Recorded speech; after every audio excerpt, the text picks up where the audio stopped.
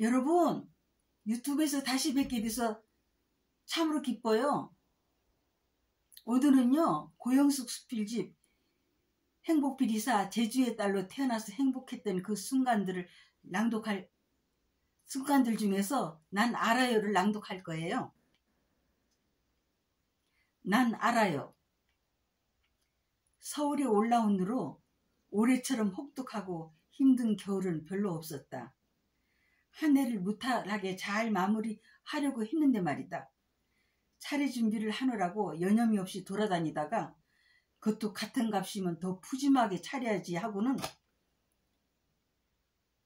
길 건너 재래시장에서 장을 보고 오는데 순간 휘청하는가 했더니 아타는 소리와 함께 그만 빙판에 넘어지고 말았다. 땅바닥에 드러놓은 채로 도저히 일어날 수가 없었음에도 불구하고 드러눕기가 무섭게 재빨리 일어나서 주위를 둘러볼 새도 없이 천근만근 만신창이가 된 몸으로 허둥지둥 죽을 힘을 다해서 엉금엉금 걸어서 겨우 집까지 도착했다. 결국에는 수술을 받게 되었고 깁스한 채로 8주간 통원 치료를 받아야 된다는 의사의 지시에 따라 그렇게 하기로 했다. 깁스를 하고 풀 때까지 서울에 올라와서 올해처럼 혹독하고 힘든 겨울은 없었어 하며 하루에도 몇 번씩 되뇌곤 했다. 입버릇처럼. 지금까지는 주위에서 깁스한 사람을 볼 때마다 예사로 여겨왔었다. 그런데 막상 손목이 부러져서 있는 수술을 받고 보니까 깁스한 채로 하루하루를 보낸다는 것이 너무나 가혹할 정도로 고통의 연속이었다. 더군다나 다친 부위가 주위의 사람들이나 어떤 물체에 아주 살짝이라도 부딪혔을 때 몸 전체로 전달되는 통증은 상상을 초월할 정도로 소름이 쫙 끼쳐오면서 순간 아찔하기까지 했다. 게다가 잠자리에서 순간 손과 팔을 조금이라도 편하게 하려고 몸을 뒤척일 때마다 다친 부위가 울려서 통증이 가중될 때에는 만사가 귀찮고 산다는 것이 너무 지겹게 여겨졌다. 추위의 아픔도 참지 못했던 내가 깁스를 해서 불편할 수밖에 없었던 모든 것과 그로 인해서 순간순간 발생되는 상상을 초월한 그 통증으로부터 참아낸다는 것이 너무나 가혹하다고 여겨지면서 그 상황에서 인내의 한계를 실감하며 매사가 너무 지루하고 고통스럽고 귀찮기까지 했다. 사실 수년 전에도 성당 앞에서 넘어진 적이 있었다. 빙판 위에 살짝 내린 눈을 예사로 보고 걷다가 느닷없이 뒤로 비스듬히 넘어지면서 팍 주저앉았었는데 다행히 병원에 가지 않고도 일주일쯤 후에는 거의 회복이 되어서 예전처럼 잘 걷게 되었다. 그 후로는 해마다 눈이 오기 시작하기만 하면 하루 종일 괜히 짜증스러워진다. 아마도 육중한 몸으로 넘어진 모습을 신자들이 본 것에 대한 수치심이 눈이 오기만 하면 되살아나는 그 트라우마 때문에 더 그랬는지도 모른다. 지금은 그 당시 상황이 희미한 기억에 지나지 않지만 말이다. 그런 일이 있으므로 해마다 아침에 일어나서 무심코 밖을 내다보고 밤새 눈이 와서 수북이 쌓여 있으면 어머 밤새 눈이 왔어? 하면서 예전 같았으면 낭만에 취해 설레는 마음 가눌 길 없어 할 텐데 문을 열기가 무섭게 쏜살같이 창문을 재빨리 닫고는 어휴 저 눈이 녹으면 질퍽질퍽한 길을 어떻게 걸어다닌다. 그리고 재빙이 되면 걸어다니기 더 불편할걸. 그야말로 살얼음판을 엉금엉금 기다시피 해야 되니까 말이야. 게다가 눈이 녹아서 차가 지나갈 때 흙탕물이 옷에 튀기는 것은 어떻고 하며 눈이 와서 좋은 점에 대해서는 아예 생각지도 않고 항상 불평불만을 털어놓기 일쑤였다. 올해도 더군다나 깁스한 채로 영하 12, 13도를 오르내리는 혹한에도 불구하고 그것도 왕복 1시간 정도를 날마다 빙판길과 질퍽한 길을 번갈아가며 걸어 다녔으니 눈이 와서 발생되는 좋지 못한 모든 것에 대한 불면은 당연히 가중될 수밖에 없었다.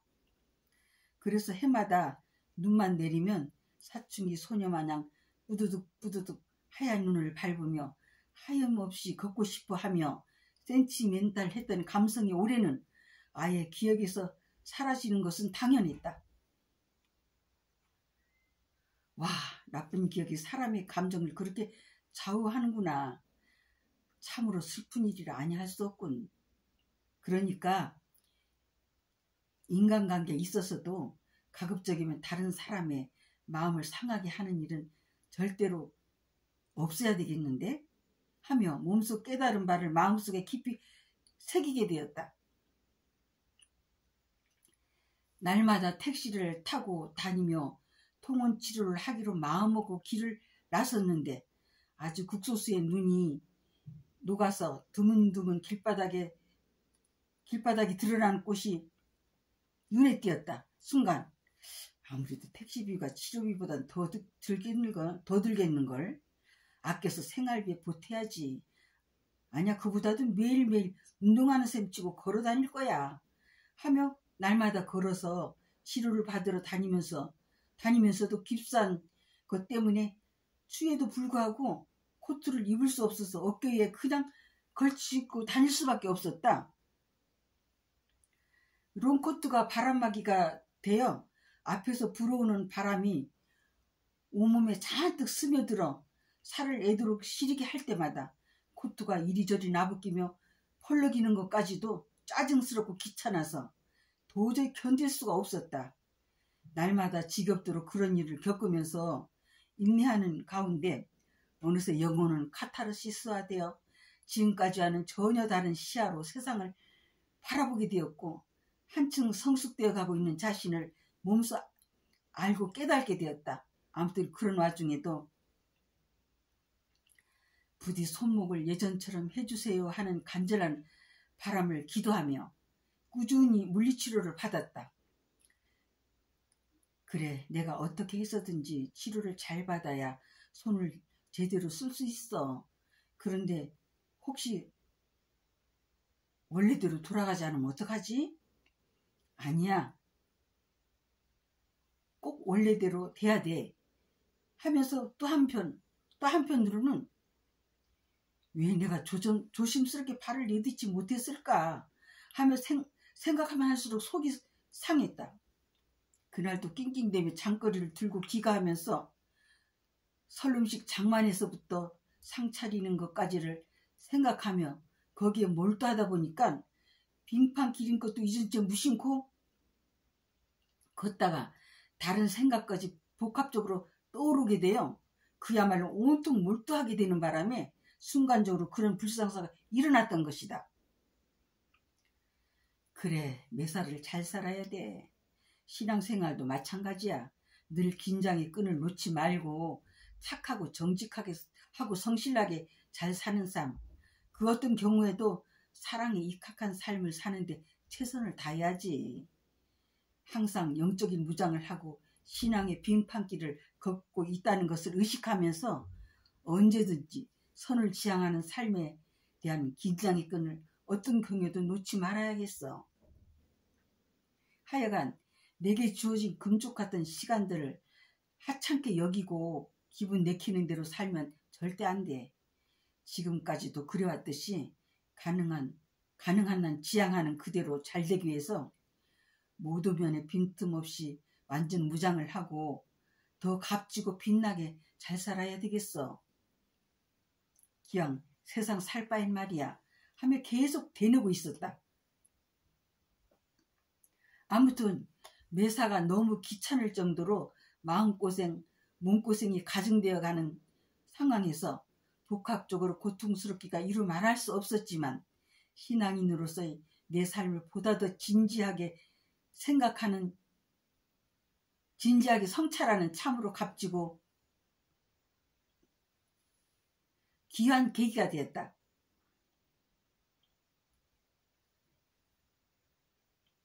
못 받아도 잠자리에서 계속 짜증스러울 정도로 칭칭칭 쑤셔오는 통증도 통증이지만 큰 통증이 느닷없이 닥칠 때에는 저절로 신음소리가 컸다.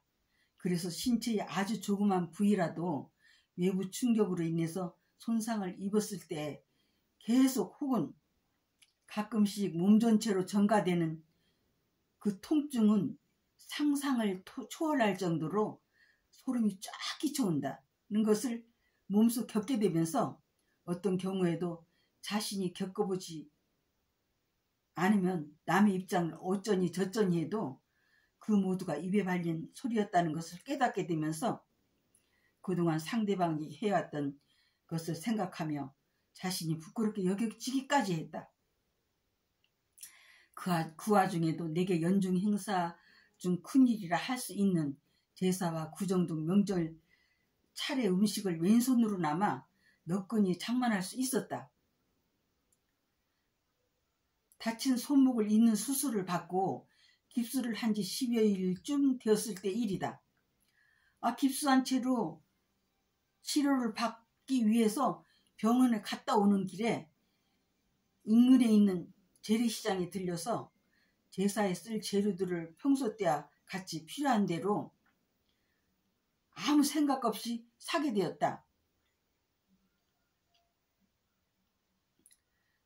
막상 집으로 오려니까 오른손에 깁스를 해서 제 기능을 못한다는 것을 알게 되었다. 지금 택시를 타고 간다면 여기까지 와서 사나 마나지 뭐. 그러니까 그냥 내가 꼭 들고 갈 거야 하며 왼손으로 낑낑대며 들고 오다가 그것도 빙판길인데 걸어서 집까지 가기에는 턱없이 역부족이라는 것을 깨닫게 되었다. 그래서 생각도 못해 하는 수 없이 왼손에 든 장거리를 어깨 위로 올려놓으니까 저절로 등에 얹혀졌다. 왼팔이 뒤로 젖혀져서 꽤나 아프고 힘들었지만 한 손으로 많은 것을 들고 걷는 것보다는 그래도 훨씬 수월하다고 자신에게 위로하며 다만 아는 사람이 눈에 띌까봐 염려를 하면서 그 추위에 낑낑대다 못해 헉헉 대기까지 하면서 그야말로 허둥지둥 천신만고 끝에 겨우 집까지 도착했다. 막상 집에 도착하고 보니 긴장이 풀리면서 하늘이 노랗게 보이다 못해 정신까지 몽롱해지면서 주저앉고 말았다. 한참 후에야 마음을 가다듬게 되었는데 무리하게 장거리를 들고 왔던 왼팔과 손이 그때까지 마비가 덜 풀린 상태에서 손을 잘 쓸 수 있을는지 몰라 하며 걱정을 하게 되었다. 그래서 밤새도록 주물렀더니 다음 날에는 거뜬히 나와서 차례 음식을 장만하는 데는 지장이 없었다. 무척 다행이라고 생각하면서 정말 미련스럽게까지 여겨질 만큼 우직한 면을 다시 되돌아보는데 입가에 미소를 머금고 있었다. 집에 도착할 때까지는 춥기도 하고 힘들기도 하고 그러니까 어느 정도 걸어온 상태에서 택시를 타고 오는 것도 아깝기도 하고 아무튼 이러지도 저러지도 또 못하는 생각이 엄습해 오면서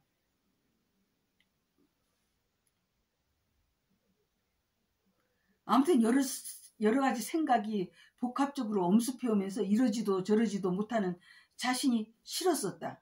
그러나 막상 집에 도착해서 왼손에 물건을 등에다 얹고 낑낑대고 오는데 게다가 코트자락까지 바람에 이리저리 펄럭이며 빙판을 누비다시피 했던 그때 상황을 되돌아보는 가운데 몸소 겪을 수밖에 없었던 당시 나 자신이 몹시 너무나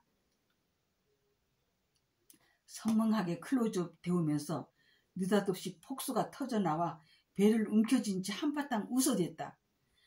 그것도 방배동 주택가에서 그야말로 코믹하기 이를 데 없는 세계적인 모노 드라마라 할 수 있는 그 현장감 넘쳤던 그 연기를 생각하면 할수록 터져 나오는 폭소를 가눌 길 없어서 극기하는 뒹굴다 못해 눈물까지 흘려가면서 깔깔대며 웃을 수밖에 없었다. 사실 어렸을 때부터 고향 바다를 바라보며 마음속에 그려왔던 것이 있었다. 성인이 되면서부터 지금까지 그 가능한 꿈을 실현하기 위해서 주어진 어떤 여건 하에서도 근검전략하는 삶이 몸에 배어서 더욱 그랬던 것 같아. 마음과 뜻대로 되지 않아서 불평불만을 일삼기보다는 목적을 달성하기 위해서 기쁘고 행복한 마음가짐으로 최선을 다해서 살아온 터라 추위가 그것도 빙판길인데도 불구하고 그런 모습으로 집까지 오게 된 상황을 되돌아보며 기꺼이 웃을 수 있었던 것이다.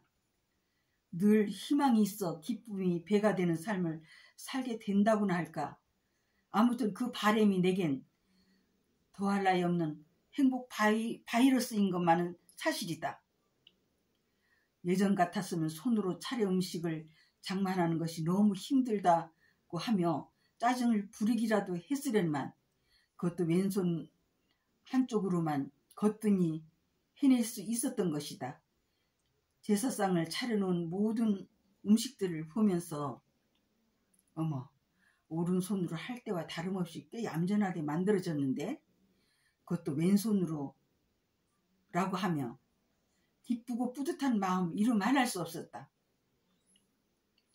아들에게도 엄마가 한 손으로 그것도 왼손으로 음식을 장만했는데 괜찮게 됐지? 를 꽤 여러 번 되물을 정도로 예상 밖의 결과에 대해서 왼손으로 그렇게 할 수 있었다는 것이 너무 신기하게 여겨졌다. 그 와중에도 기뻐서 입가에 미소가 맴도니까 가족들이 얼굴에서도 항상 미소가 떠나지 않았다. 그렇게 힘드는 줄도 모르고 기쁜 마음으로 마무리를 하고 나니까 그제야 칭칭칭칭 쑤셔오는 것을 그 와중에도 통증이 계속되고 있었다는 것을 알게 되었다. 그래서 내가 얼마나 심취되어 정성껏 음식 장만에 몰두했는지를 실감하게 되었다. 그것도 왼손으로 도저히 못할 것 같더니만 내가 꼭 해야 된다는 사명감을 갖고 기꺼이 차려 음식을 마련하고 나니 기뻤다. 아무래도 맡은 바를 꼭 해내고 마는 내 본성이 이번에도 크게 작용했던 것 같다. 가족들은 더군다나 왼손만으로 음식을 장만할 수 없을 것으로 알고 내심으로 어떻게 하나 지켜보고 있었던 것 같다. 하지만 결혼해서 37년간을 내가 해야 될 일은 꼭 할 정도로 고지식한 성격은 어쩔 도리가 없었다. 어찌 보면 바보스럽게 여겨질지 모르지만 그렇게 해야 직성이 풀리고 행복해지니까 말이다. 수술을 받고 어느 정도 지나면 다치지 않는 쪽과 똑같을 줄 알았는데 그렇지 않아서 다친 손목을 볼 때마다 몹시 편치 못했다. 하지만 날이 가면 갈수록 조금씩 원래의 모습에 가까워지고 있어서 일단 마음이 놓였다. 어렸을 때도 척추를 다쳐서 20여 년을 치료해오면서 마음과 몸고생으로 힘든 나날을 보낸 적도 있었다. 하지만 오래전 일이어서 아팠던 기억이 별로 나지 않았다. 그리고 결혼 후부터 건강한 몸으로 경제활동을 할 수 있어서 지난날의 아픔을 잊고 살아왔었다. 그래도 마음속 깊은 곳에는 어렸을 때 척추를 다쳐서 아팠던 기억들이 잠재되어 있어서인지 신체 어떤 충격이 약간이라도 가해졌을 때마다 발생되는 추의 아픔도 예전에 아팠던 기억과 어우러져서 순간 통증은 배가 되어 소스라치곤 했다. 그런데 뜻밖의 손목이 부러져서 있는 수술까지 받고 보니 당연히 아픈 사람이 어떻다는 것을 뼈에 사무치도록 새삼 절감하게 되었다. 지금까지 30여 년간 신앙생활을 해오면서 터득한 것인데 반드시 고통 뒤에는 축복이 따라온다는 것을 깨닫게 됐다. 그래서 어떤 경우에도 늘 그런 희망이 있어 기쁨이 배가 되는 삶을 살게 되는 것 같다. 그런 확신을 갖고 사는 것이 신앙인으로서의 우뚝 가는 행위라고 여겨져서일까? 아무튼 올겨울은 너무나 가혹했다. 사실 그 고통이 영광회로의 발돋움이 되었으면 하는 바람이 크면 클수록 설레는 마음도 크다. 그리고 늘 행복하다고 여기며 더 아름다운 삶을 살기 위해서 최선을 다할 거다. 여러분 잘 들으셨나요? 지금부터는 제 작품 얘기할 거예요. 그러니까 행복피리사죠. 행복피리사를 계속 애청해 주시고요. 주문해서 가족들과 함께 읽으십사 하는 거죠. 그리고 이웃분들에게도 많이 알려주시고요. 주문 전화는요. 7997-4370으로 행복피리사를 주문하시면 됩니다. 여러분 늘 행복하세요. 화이팅!